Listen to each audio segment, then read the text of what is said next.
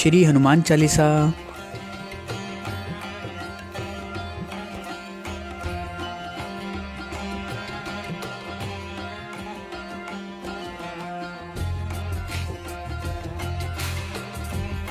श्री गुरु महाराज के चरण कमलों की धूलि से अपने मन रूपी दर्पण को पवित्र करके श्री रघुवीर के निर्मल यश का वर्णन करता हूँ, जो चारों फल धर्म अर्थ काम और मोक्ष को देने वाला है। हे पवन कुमार, मैं आपको सुमिरन करता हूँ। आप तो जानते हैं कि मेरा शरीर और बुद्धि निर्बल है। मुझे शारीरिक बल, सद्बुद्धि एवं ज्ञान दीजिए और मेरे दुखों व दोषों का नाश कर दीजिए। हनुमान जी की जय हो। आपका ज्ञान और गुण अथाह है। हे कपीश्वर, आपकी जय हो। तीनों लोकों, स्वर्गलोक, भूलोक और पताल लोक में आपकी कीर्ति है। हे पवन सुत, अंजनी नंदन, श्री रामदूत, आपके समान दूसरा कोई बलवान नहीं है। हे महावीर बजरंगबली, आप तो विशेष पराक्रम वाले हैं। आप दुर्बुद्धि को दूर करते हैं और अच्छी बुद्धि वालों के सहायक हैं। आप सुनहले रंग, सुंदर वस्त्रों, कानों में कुंडल और घुंघराले बालों से सुशोभित हैं। आपके हाथ में वज्र और ध्वजा है तथा कंधे पर मूंज जनेऊ की शोभा है। हे शंकर के अवतार, हे केसरी नंदन, आपके पराक्रम और महान यश की संसार भर में वंदना होती है। आप प्रकांड विद्या निधान हैं। गुणवान और अत्यंत कार्यकुशल होकर श्री राम काज करने के लिए उत्सुक रहते हैं। आप श्री राम के चरित्र सुनने में आनंद रस लेते हैं। श्री राम, सीता और लक्ष्मण आपके हृदय में बसते हैं। आपने अपना बहुत छोटा रूप धारण करके सीता जी को दिखलाया और भयंकर रूप करके लंका को जलाया। आपने विकराल रूप धारण करके राक्षसों को मारा और श्री रामचंद्र जी के उद्देश्यों को सफल बनाया। आपने संजीवनी बूटी लाकर लक्ष्मण जी को जिलाया, जिससे श्री रघुवीर ने हर्षित होकर आपको हृदय से लगा लिया। हे पवन सुत, श्री रामचंद्र जी ने आपकी बहुत प्रशंसा की और कहा कि तुम मेरे भरत जैसे भाई हो। श्री राम ने आपको यह कहकर हृदय से लगा लिया कि तुम्हारा यश हजार मुख से सराहनीय है। श्री सनक, श्री सनातन, श्री सनंदन, श्री सनत कुमार आदि मुनि, ब्रह्मा आदि देवता, नारद जी, सरस्वती जी, शेषनाग जी आदि आपके यश को पूरी तरह वर्णन नहीं कर सकते।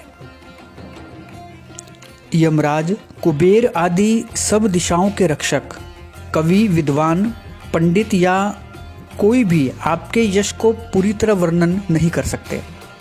आपने सुग्रीव जी को श्री राम से मिलाकर उपकार किया, जिसके कारण वे राजा बने। आपके उपदेश का विभीषण ने पूर्णतः पालन किया, इसी कारण वे लंका के राजा बने। इसको सब संसार जानता है। जो सूर्य इतने योजन दूरी पर है कि उस पर पहुंचने के लिए 1000 युग लगे, 2000 योजन की दूरी पर स्थित सूर्य को आपने एक मीठा फल समझकर निगल लिया। आपने श्री रामचंद्र जी की अंगूठी मुंह में रखकर समुद्र को पार किया, परंतु आपके लिए इसमें कोई आश्चर्य नहीं है। संसार में जितने भी कठिन से कठिन काम हैं, वे सभी आपकी कृपा से सहज और सुलभ हो जाते हैं। रामचंद्र जी के द्वार के आप रखवाले हैं, जिसमें आपकी आज्ञा के बिना किसी को प्रवेश नहीं मिल सकता। जो आप में शरण लेते हैं, वे सभी खुशी का आनंद लेते हैं। यदि आप रक्षक हैं तो डरने के लिए क्या है?